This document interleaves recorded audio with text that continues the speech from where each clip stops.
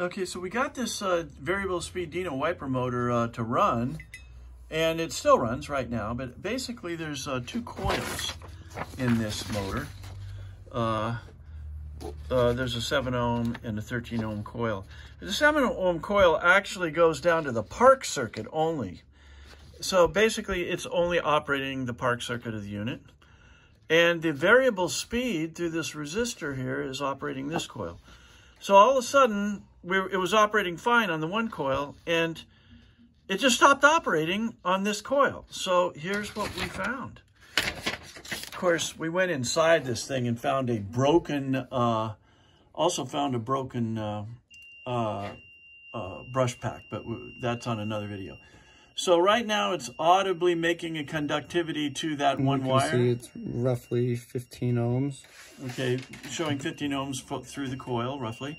But then it goes to, but when you check it here, there's nothing, no continuity. And the reason for that is this tiny little crack right here.